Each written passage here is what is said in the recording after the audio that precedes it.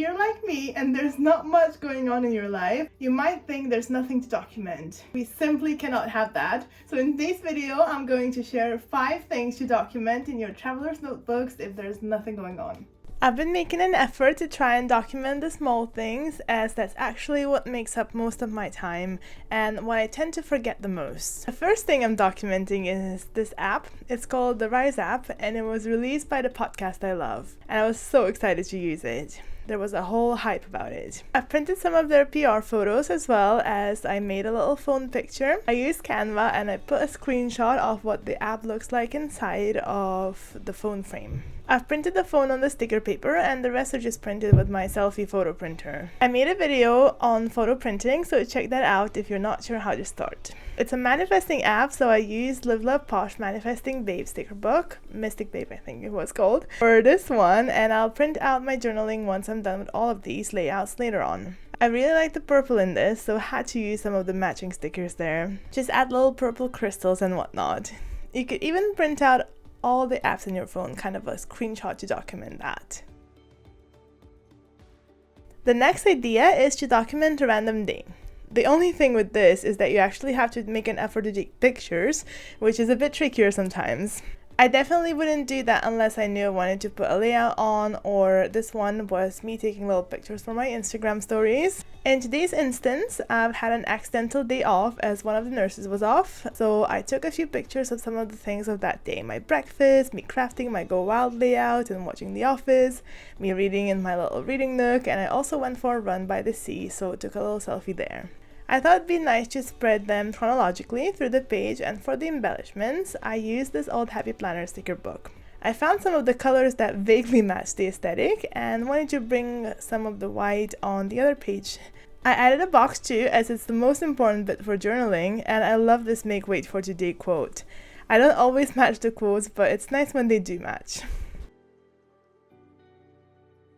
The next layout is to document the city you're in or the place you live, even if your street or the surroundings. I should definitely make one that's a more in-depth one now that I think about it, but for now just decided to document these couple of gorgeous photographs that I found of Dundee by this aerial shots photographer that just so happened to be showcasing the area that I was living in. I could see my apartment in those, and even a bit of a car park I get my car in. There's this little ink spill at the top of one of them, so I really wanted to cover that one up, so I used some of the washi.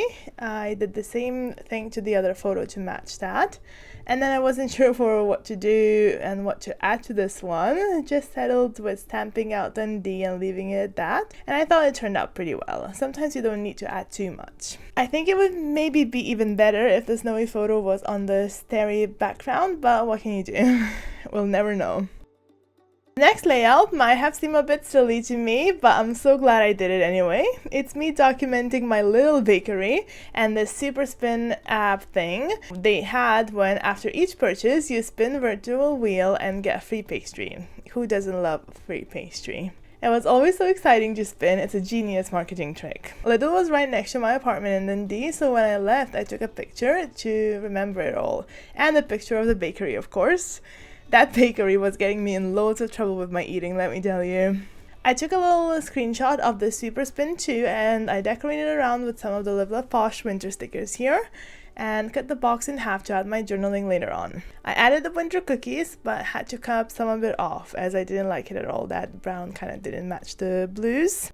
Last thing I'm documenting is the show I was watching. You guys might have heard me saying that I love Australian Survivor so much, and it was so fun to watch the new season and be slightly obsessed by it. I'm sure all of these pictures will definitely remind me of coming back home and watching it. I've printed some of these photos on sticker paper for this layout to make the one with everyone's faces a bit bigger, and I just love how they turn out to be so vibrant. This is my Canon printer I use for my stickers in my shop, but it's just the glossy paper that gives it out this effect really. I use these little checklist stickers as an embellishment, kind of like a washi strip, added a little box and a little flower, and it was so easy to put this together. All of these took me no time at all, no more than 10 minutes per page. Once I collect enough of these layouts, I print out my journaling on the transparent sticker paper and stick it onto each of the layouts. I've been loving doing that, as when I journaled myself, it would take up too much space and this just looks so neat. I literally print like 20 layouts worth on journaling on one page, so it definitely makes sense in my head. Are you guys using a traveler's notebook? Please let me know in the comment section down below. If you enjoyed this video, you might also want to check this one out. That's my traveler's notebook setup using the Studio Calico traveler's notebooks and transferring them into the Discbound system. Watch that one next, and I shall see you in my next craft session.